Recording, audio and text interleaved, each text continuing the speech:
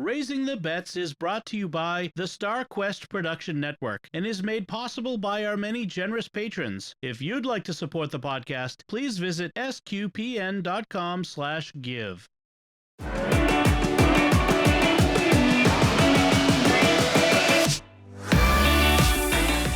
You're listening to Raising the Bets. We're a Catholic couple raising 5 kids outside of Boston. Join us as we share the joys and challenges of marriage, homeschool, destruction of our home, and our adventures near and far as we make sense of the world and experience the best parts of our culture.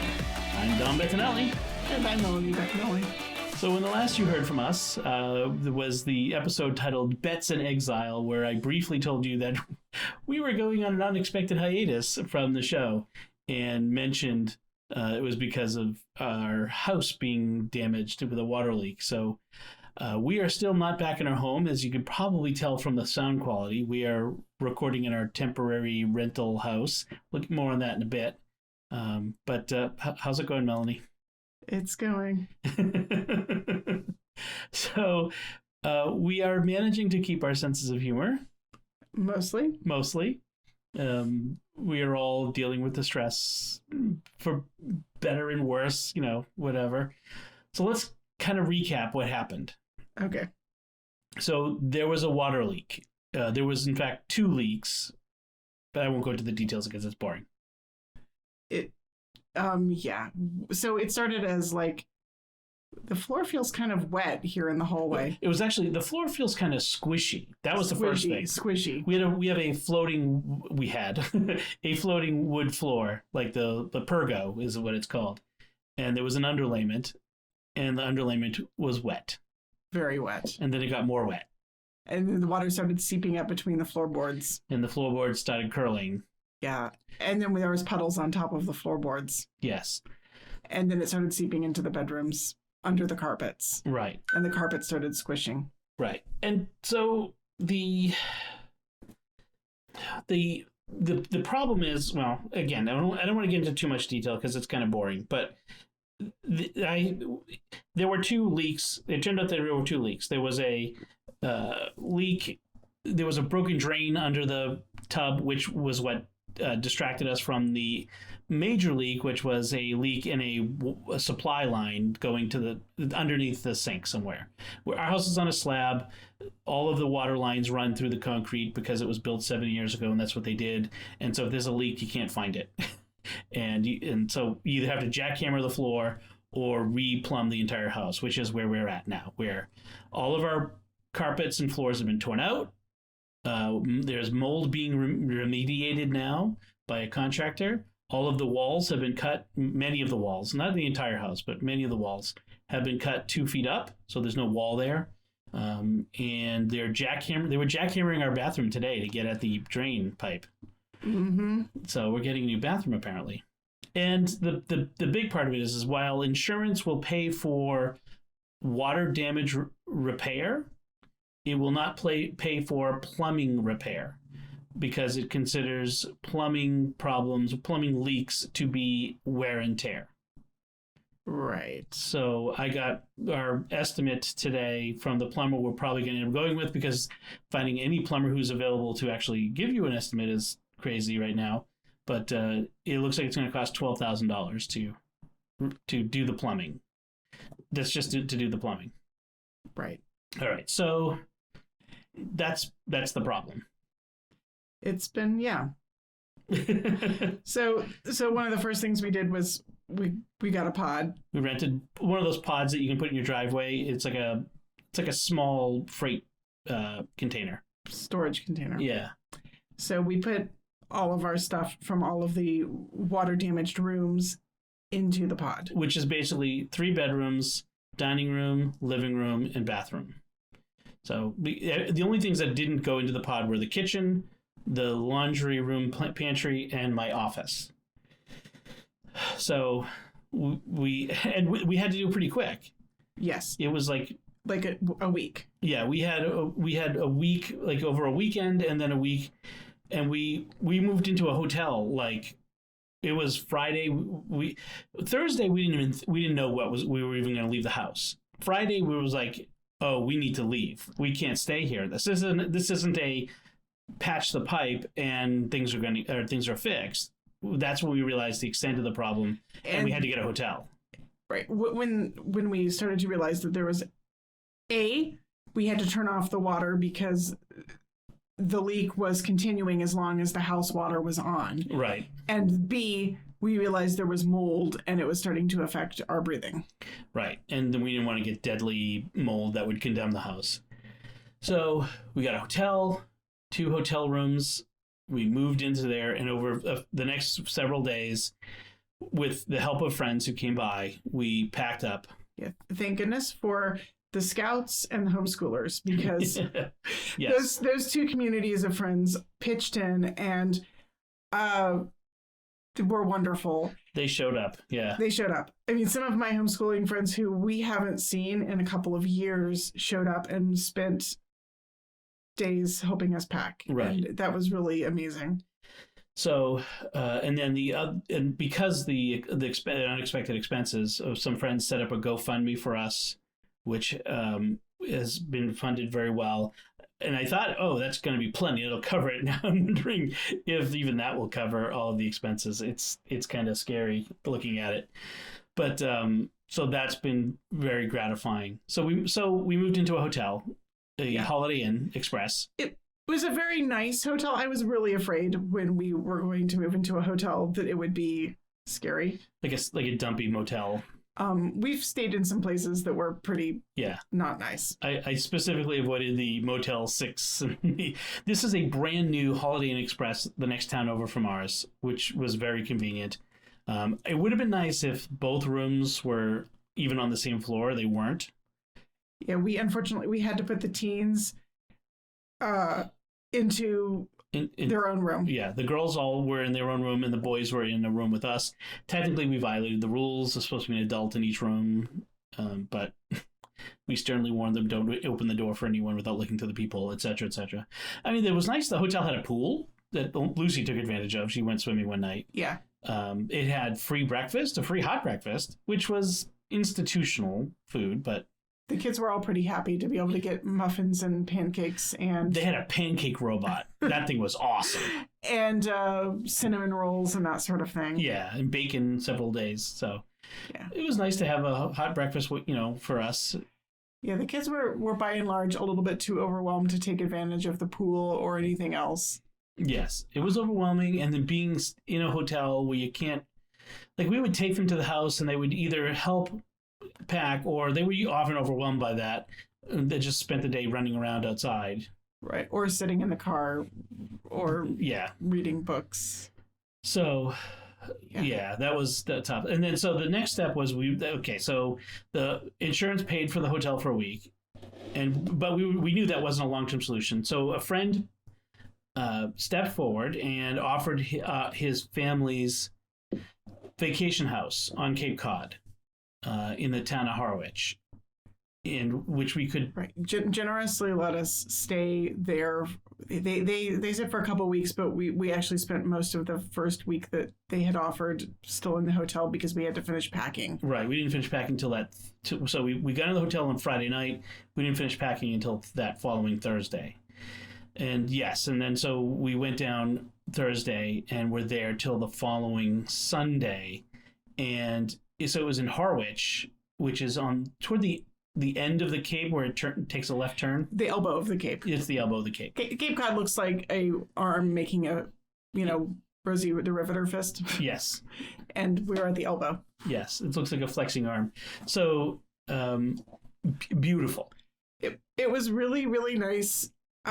Big vacation house. It was so very nice because we were so exhausted and overwhelmed and just emotionally wrung out to have a nice retreat to go to for a week. We treated it like a vacation, and we went to the beach just about every day. I think there were a couple days when it rained. A different beach every day. A different beach every day. There were 2 days that it rained, but other than that, it was gorgeous, amazing weather. And so we just let the kids slack off of school for the second week in a row because while we were moving things out, we were not doing schoolwork. Right. And just kind of enjoyed the break. So it was an hour and a half from our house, and I had to drive back and forth several times for once, to do recordings that I couldn't, put off, and to meet with, the contractor and that sort of thing. Excuse me. So it was a long drive back and forth, an hour and a half each way. But I didn't have to do it every day. And so it was really, so right down there at that end of the Cape is the Cape Cod National Seashore, which is a national park. And I'd been there before years ago, but I didn't remember how amazing it is. It is incredible. Yeah, I had never been to, I think my parents and I drove down the Cape once when I was in grad school. You went to Provincetown, They came to visit. Yeah. But we just kind of drove down the Cape. We didn't stop and look at the beaches or really do anything. It was more of just a very quick day trip exploring. Yeah. We didn't really see much. So we went to Coast Guard Beach. We went to Nauset Beach. We went to Marconi Beach, which is named for the spot where Marconi made the first transatlantic telegraph radio. Yeah. Was it telegraph? I can't remember now. Then we were up at Race Point Beach up in Provincetown. And then we went to the Great Island Trail, which was a hike on a beach, but also through a salt marsh. I really, really wanted to go visit a salt marsh, and the kids were really, really much more interested in going to the beach. Yes. And the one time I managed to convince them to do a hike that I wanted to do, everybody got tired, and we did not even a quarter of the hike.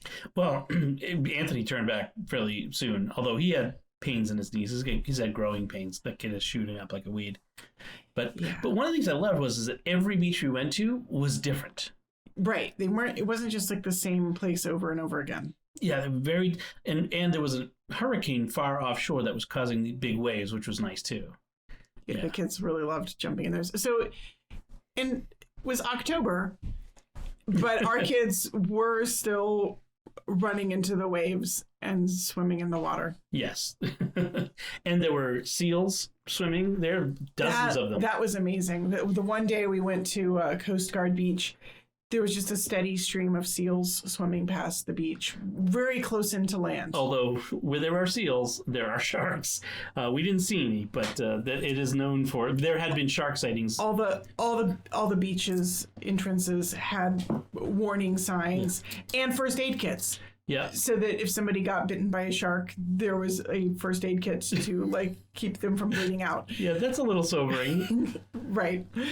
That and coyote warning signs, which a teenager did get bit at one of those beaches just a few days after we were there on the beach. Coyotes, what's coyotes at the beach? Sharks, I get, but yeah. Anyway.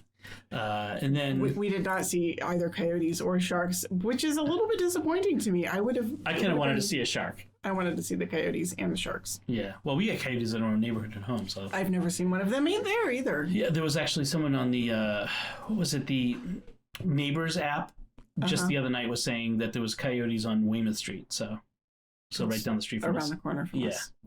So wow. So we were there for a week on the Cape. Anything else about the Cape that we went to Provincetown, just drove through. We didn't stop anywhere. I mean, it was basically hang out at the house and go to the beach, and those are the two things that we did. Yeah.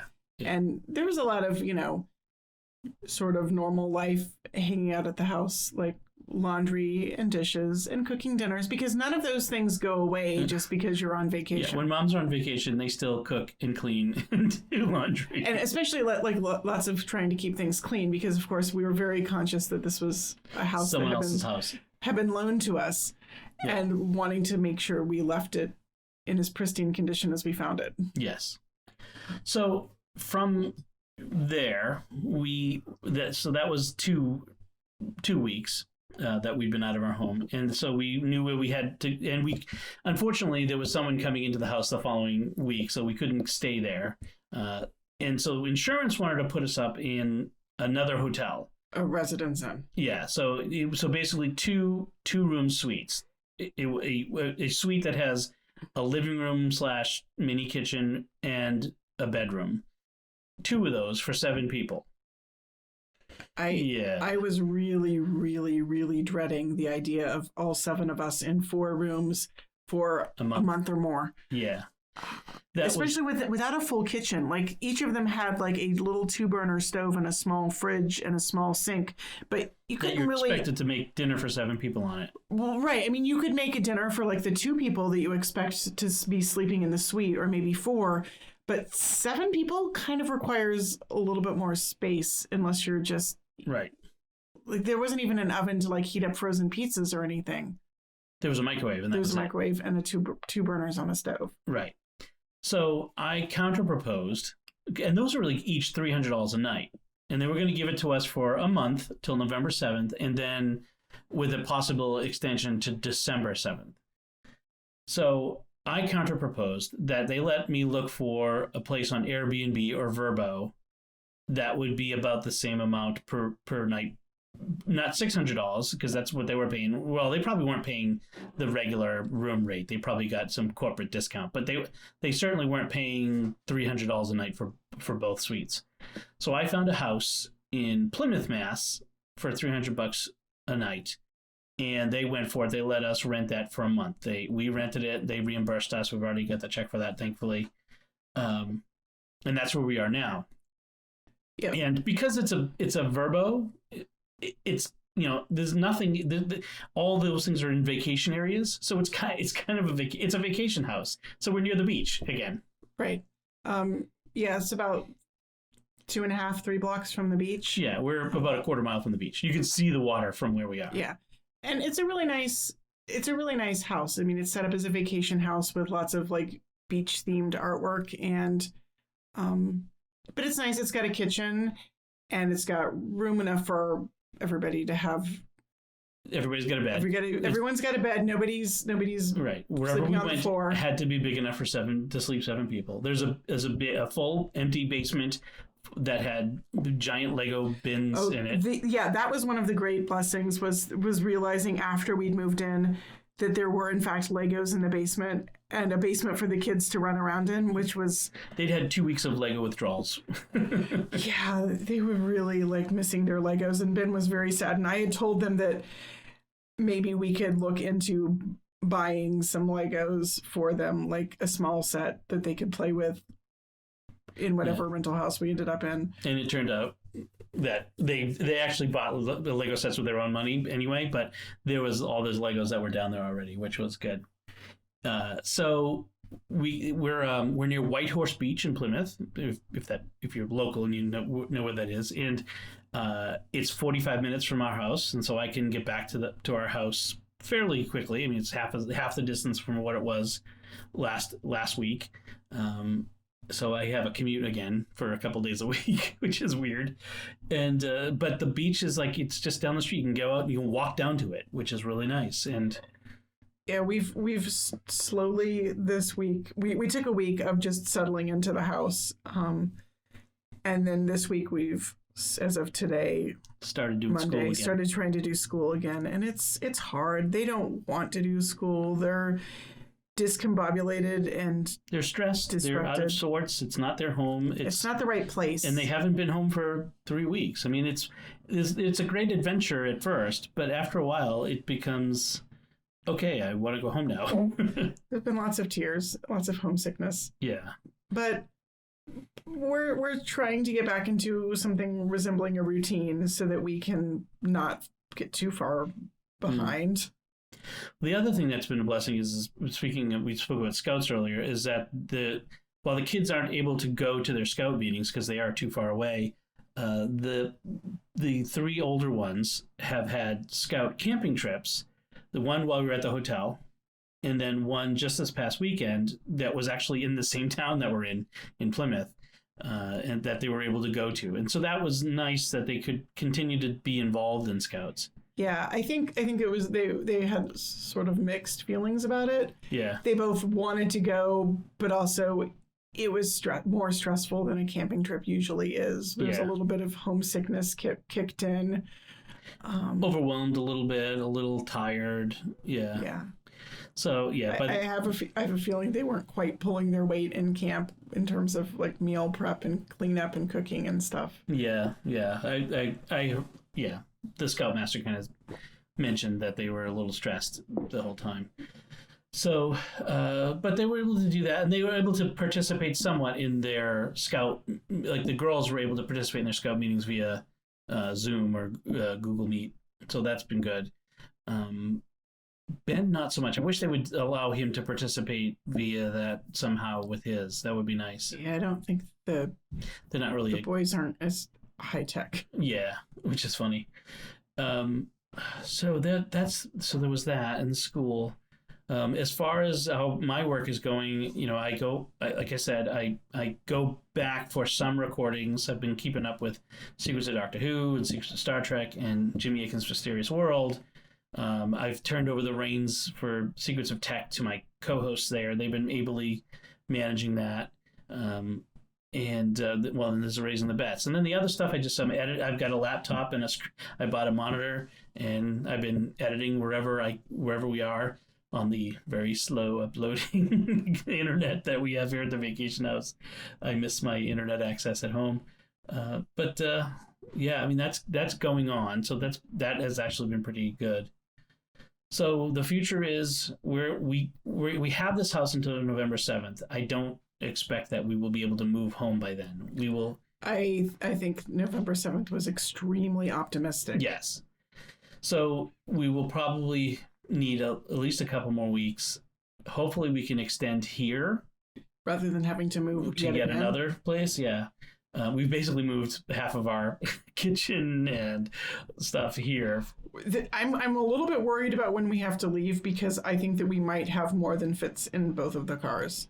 There was still room in both cars when we came here. So, we may have to make more than one trip. Hopefully we won't have to go too far to the next place if we had to move out of here. I really hope we can just stay here for a couple more weeks. And then, hopefully I can tomorrow give the plumber the okay on the go ahead on the job, schedule it, get him in there, get the plumbing fixed so that we can get the contractor to do all the other stuff that needs to be done and get back in our home. Yeah. I don't know if we'll be home by Thanksgiving. Probably not. I think we're going to be having Thanksgiving in Plymouth, which was sort of appropriate. Yeah, there's that. First Thanksgiving and all that. Yeah. Well, speaking of which, let's talk about we talk about cooking and eating, on our podcast. So how's been the food situation? I mean, for the first week when we were in the hotel, we had no running water in our house, so there was no cooking at all. Right. We ate out every meal, and it sounds like really nice, like, oh, we can just eat out, and it's not, because you've got kids who are cranky and discombobulated and just want to be at home. It's not like vacation, even, eating out on vacation. And they're picky and they're tired, and nobody can agree on a restaurant, much less than once we're in a restaurant, like decide what they want off the menu. And it was tiring. There was one place we went that everyone was happy, and that was the place in Harwich. The Brax's Landing. Yeah. Everyone enjoyed that. That was probably the most expensive of the meals, but yeah, that was our splurge, a big splurge. Although we did go to a cafe when we got here to Plymouth too that first night, and that was really good too. Yeah. So yeah, the eating out at restaurants, I'm glad that phase is over, because it was exhausting. Yeah. Cooking in other people's homes is always really weird, because you spend a lot of mental energy trying to make do. At home, you've got, exactly, if you're making a particular dish, you know which pan, which spatula, which spoon, where everything is. You've carefully acquired the tools that you want to use and the tools that you need. Right. So it's kind of like, well, okay, if I want to make beef stroganoff, I have to find a pot that's big enough to make the beef in. And I also have to find a pot that's big enough to boil the noodles in. And where do they keep this tool or that tool? We actually brought our big Dutch oven. Yeah. But I kind of enjoy the creativity of having to make do. To a certain extent, it's kind of a challenge, which, when I'm not too tired, is kind of fun. But after a while, even the challenge gets a little bit overwhelming. But it's nice to have home-cooked meals and the familiarity of familiar dishes. We've been going back to a lot of our old favorite standbys because I think that one thing that anchors you when you're feeling discombobulated is food and familiar food, like home-cooked, mom-cooked, our favorite meals. And so I've been trying to stick to things that they know and like. Stroganoff, curry, burgers and dogs, sausages, pasta, pork chops, right? Just the standards that we can rely on that we know most of them like and will enjoy. I think one of the things that they're missing most is like home baked goods, because I do quite a bit of baking, and like Lucy said, "Oh, I just want a muffin for breakfast." She does not like store-bought muffins. She only likes homemade muffins, and so, spoiled. Yeah, very spoiled. So there's that, but at least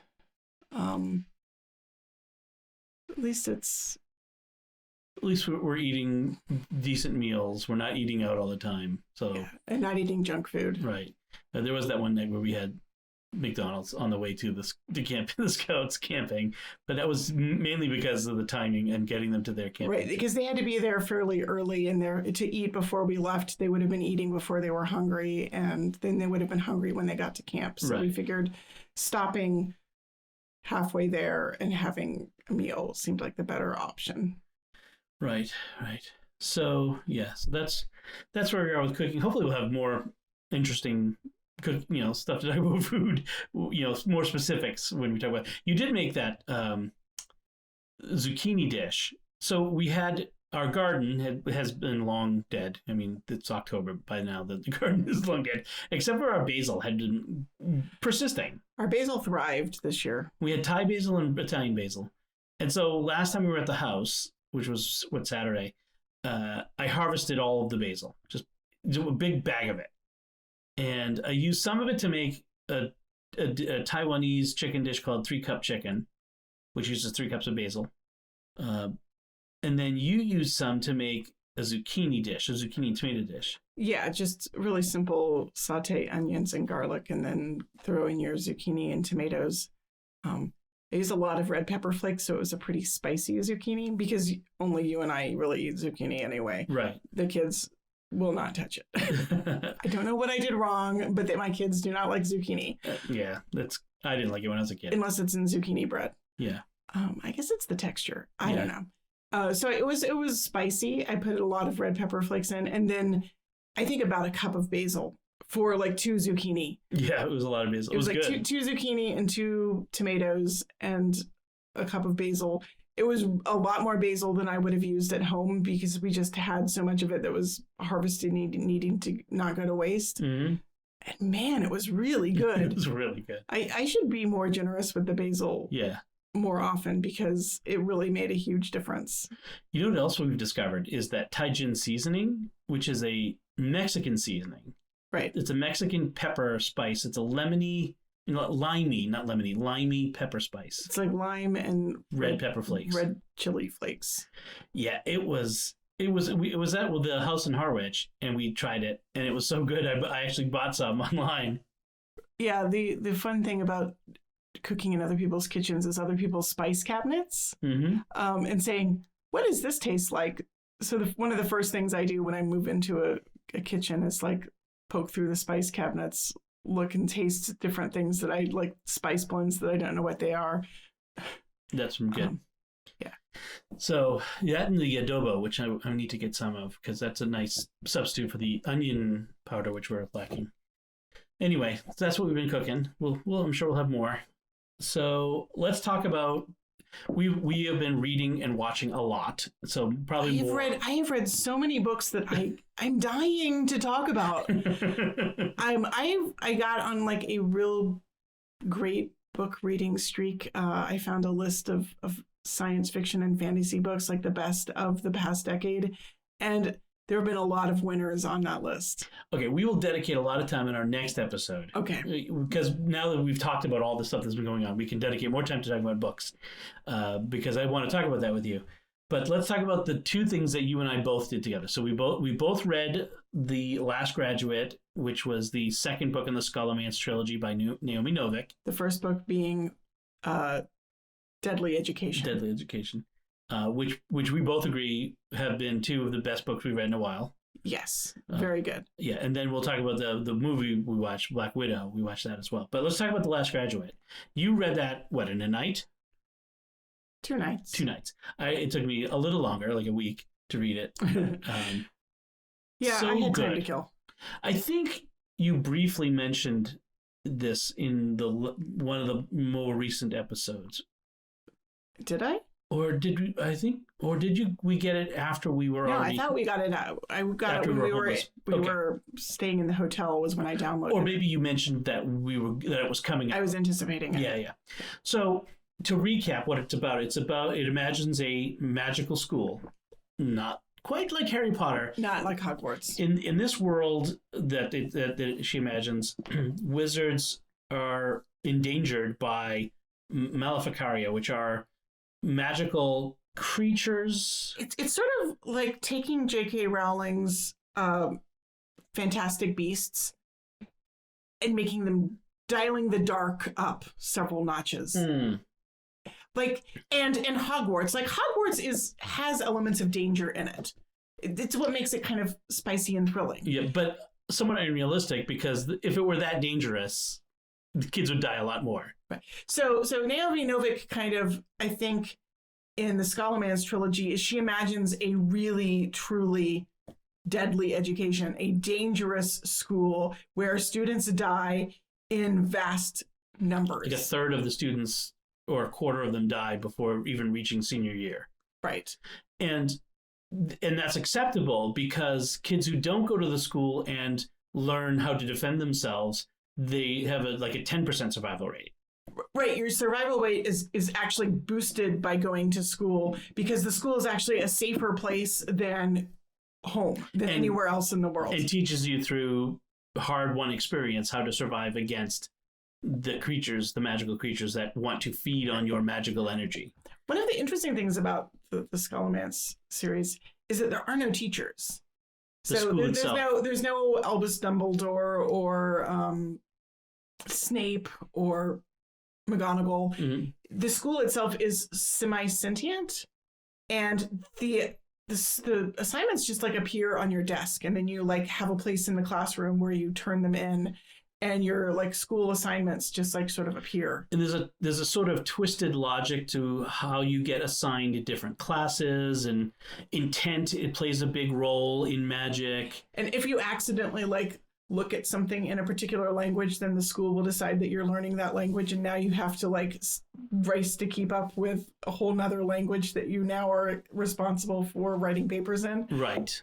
All the while, trying to avoid being eaten or consumed by an evil creature or another student who trying to kill you and suck all your magical energy out for their survival. It's very Darwinian survival of the fittest. And yet, it's not so dark. I mean, it makes it sound very dark and right. The ironic thing is that having this really dark backdrop, what you have is a protagonist who is. She sees herself as a dark wizard in training, but who is in reality, I don't want to spoil too much, she's not quite what she thinks she is. She's very spunky. She's very likable, even though she's also not likable in a paradoxical way. Sometimes you want to smack her upside the head. But I found her strangely endearing. I really enjoyed going on the ride. The story basically plops you in the middle of the events, and you don't really know what's going on, and you get little bits and pieces of the what the universe is like filled in through like narrative, flashbacks and narrative asides. Yeah. I dare say this is better than Harry Potter. Oh, I think it's much better than Harry Potter. I think it's better, tighter world building. And this has always been my gripe about Harry Potter. Harry Potter is a fun carnival ride, but you don't look too closely at the seams because the world is a lot of cardboard cutouts that are sort of backdrops to the action, but it doesn't really bear much scrutiny. Right. Whereas Naomi Novik is a very careful world builder, and what she's really interested in, I think, is the way the world shapes the characters rather than the world being a backdrop to the characters.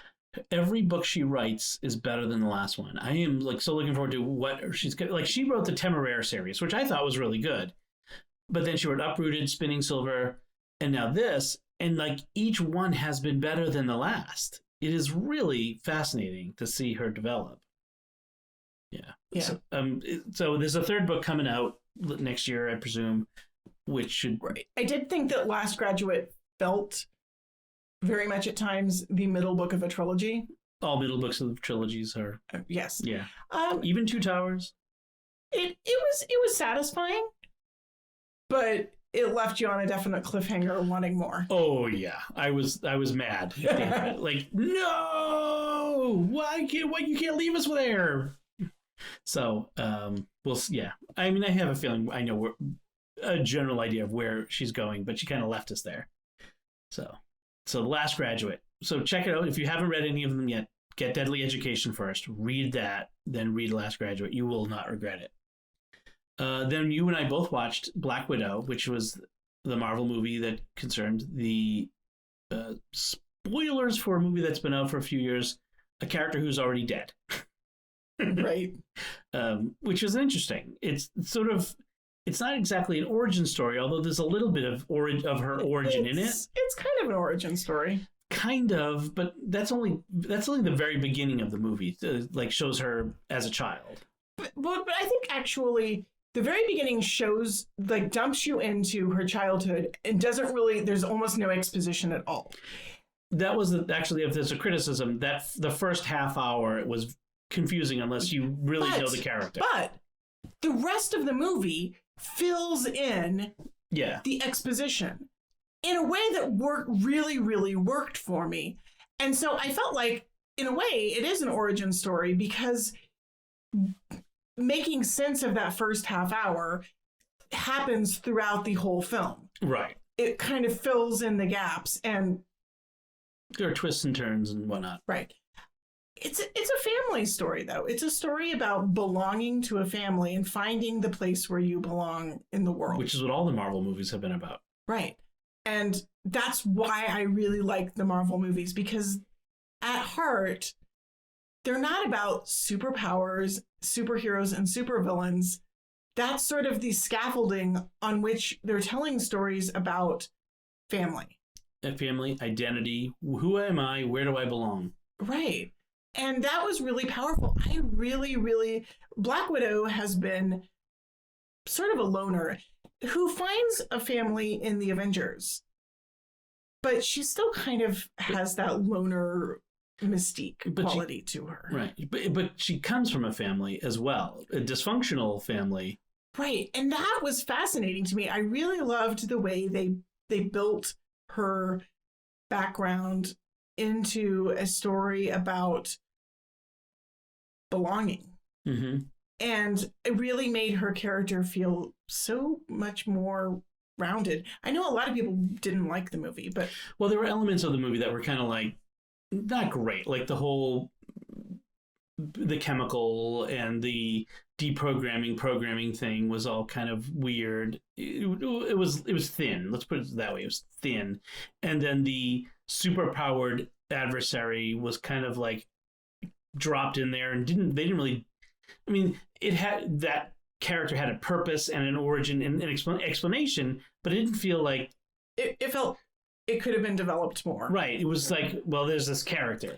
But I think that all that said and done, that was sort of not the point of the story. Right. And that's what I liked about it, was that it did something else with the character. If it had just been about the defeating the bad guy, if that had been the whole plot, the whole point of it, it would not have been a very exciting movie. No. It would have just been another superhero caper movie. It would have been another action movie. Yeah. No, definitely. And there was some great mockery. I really, really self-mockery about sort of some of her quirks and her posing.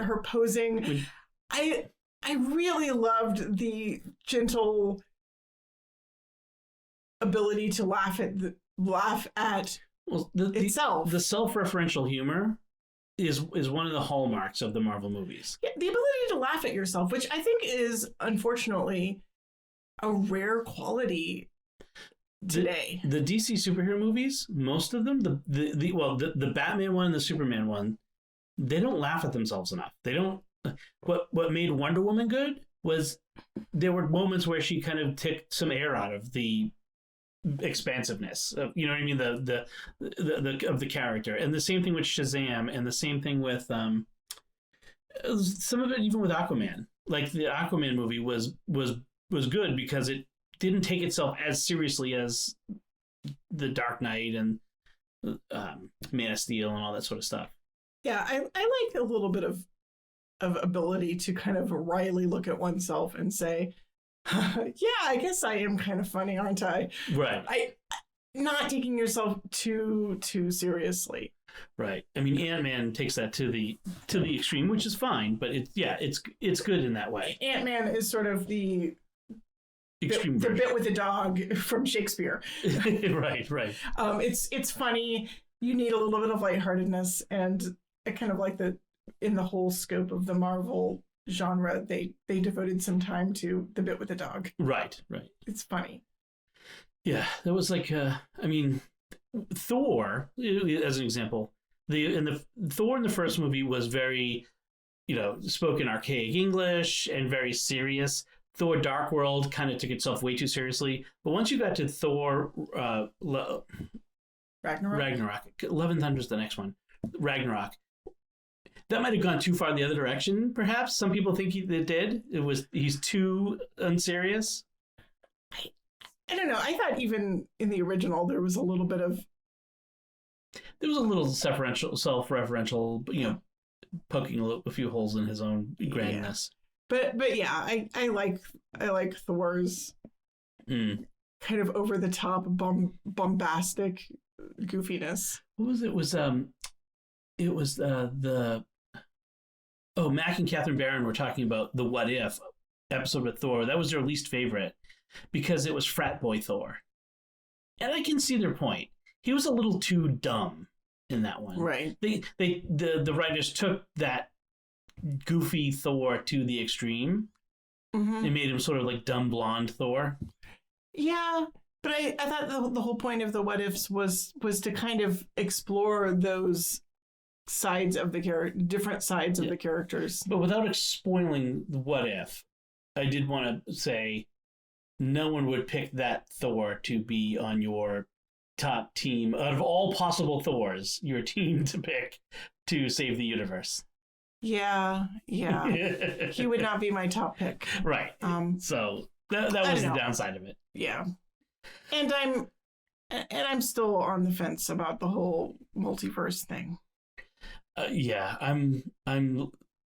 They've opened a can of worms, and we'll see where they're going to go with it. There were some episodes that were really good, right? Like the Doctor Strange one, but there was other ones that the zombie one I did not like, and the Thor one was just okay. I mean, it was funny in parts, but I liked the T'Challa, the Star-Lord. The Star-Lord, that was really good. That was good too. Yeah. But because it's also the acting from Chadwick Boseman. Yeah. Who was amazing. So yeah, we've been yeah, I've been watching some other things too. The new seasons have started a lot of things, including, which I will talk about next time, but including Netflix's Another Life or 90210 in Space. Melrose Space. But that's for another discussion. Let's wrap up by kind of talking about our experiences of going to Mass in 3 different parishes. So we haven't been in our home parish in weeks. I didn't even get to go to the last one you guys went to. It's been over a month for me. Right. We have a new pastor. Yep. I haven't actually had a chance to do more than just say hi. Right. I mean, I know him from before. Right. So it feels kind of weird. We haven't been home. So our first weekend, we ended up going actually to your brother's parish. Yeah. Where Father Carlos is there. He used to be a provicar at our parish. So it was nice to see him, and he recognized. I was really bummed that I didn't get a chance to say hi to Father Carlos. So you weren't able to go to that mass. No, I went to the mass, but we were dealing with a child who was having extreme anxiety issues, so I made it out of the car with said child just before mass, or just as mass began. Just after mass began. Really. Right, that's right. But your dad also happened to be at that mass because that's his parish too. Yep. And that was nice. The kids were really so excited to see their grandfather, Nanu. Yeah. And he was up in front, and I was like, we have to rush and go get him before he gets on his scooter and gets out of here. Before he scoots out of the way. Yeah, he's got a scooter that he rides to the church. So that was really nice. Yes. And it was nice to go to a parish church where we had at least been there once or twice before. Right. I mean, like I said, it's my brother's parish. My niece's wedding was there and that sort of thing. So that was nice. So then the next 2 weeks was in Harwich. We went to mass at Holy Trinity. Holy Trinity. Which turns out to be where a friend of a guy I worked for, who's an acquaintance, a friend of my brother's. I worked for him 20 years ago. He's buried there, which I didn't know. His funeral was there. But they have an adoration chapel, which is gorgeous. I don't think you got to. I didn't get to go in it, but I saw it from outside. It's huge. It's this big adoration chapel. They had a deacon who either had a French Canadian or Portuguese accent. I wasn't quite sure. My money's on Portuguese. So the second week we were there, he was giving the homily, and during the petitions, he said, I need to put in a personal petition. My niece died last night. And it was so moving, his prayer for her. And he was so moved. And I think it deeply affected at least some of our kids. I mean, Anthony was specifically praying for him and for her at prayers that night. So yeah, unfortunately, I had to stay home with a sick child, so I didn't get to go to that mass that week. This has been a recurring theme where one child has either been sick or too anxious to get to mass. I mean, this has been, this being displaced from home just makes things worse. So we've been kind of going back and forth with that. So, which is what happened the next week, where you got to go to St. Bonaventure here in Plymouth with the kids, and I stayed with one of the ones who, well, it wasn't so much anxiety as they were just too exhausted. Exhausted after a night camping. Yeah. 2 nights camping. Yeah. But you got to go. I went to go. It was really beautiful church. It has very modern but very bright and white and full of light, sunlight, and with a beautiful crucifix and kind of a wave motif in metal along the bottom of the screen on which the crucifix is, which was kind of cool. A nice nod to the fact that it's a seaside parish. Yeah.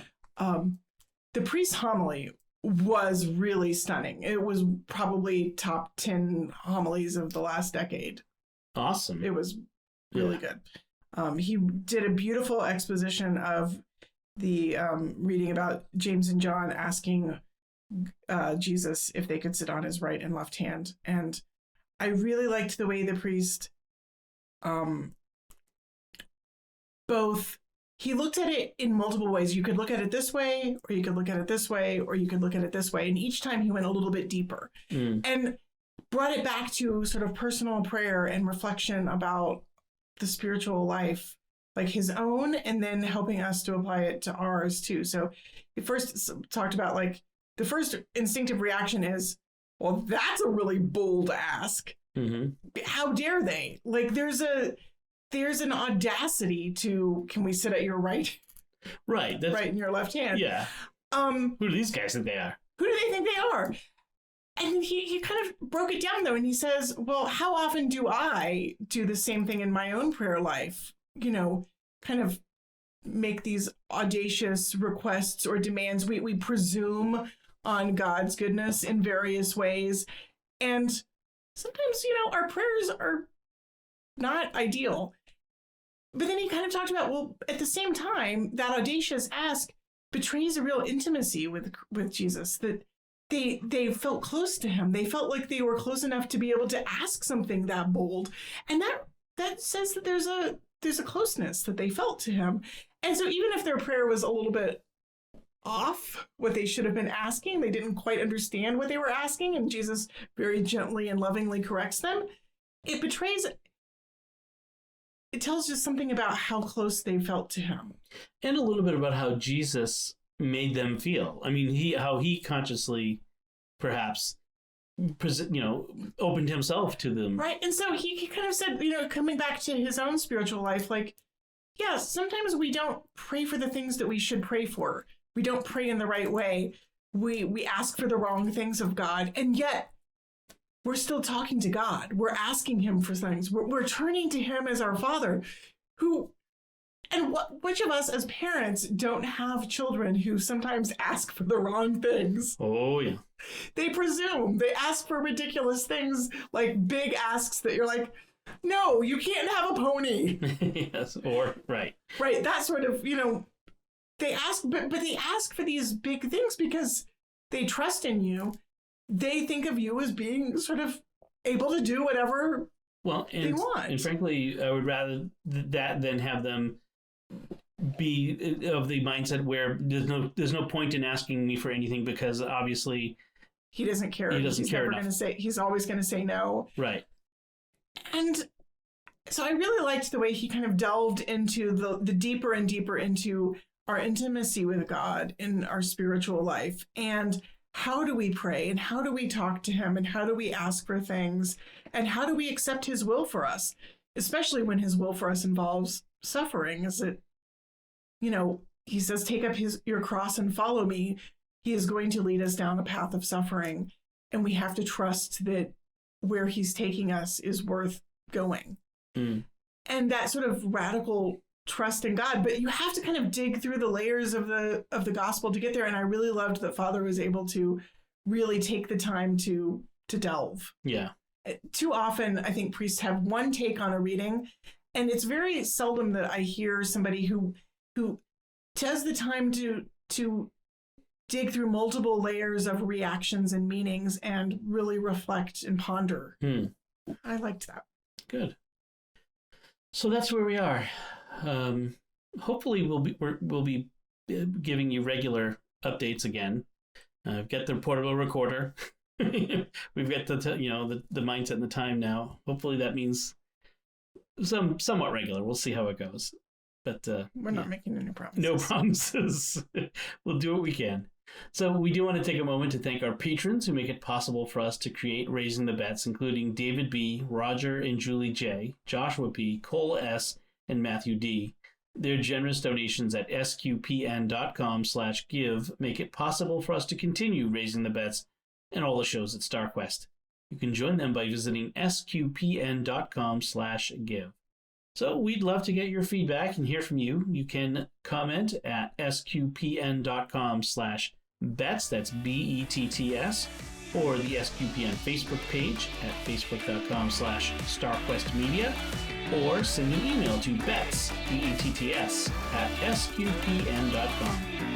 And I'll put links in our discussion in our show notes to the, specifically the Naomi Novik book, so definitely check that out. Follow Raising the Bets in Apple Podcasts, Google Podcasts, Spotify, Stitcher, TuneIn, and favorite podcast app, or at the SQPN YouTube channel. You should make sure to hit the bell to get notifications. And until next time, I'm Dom Bettinelli. And I'm Lily Bettinelli. Thank you for listening to Raising the Bets on StarQuest.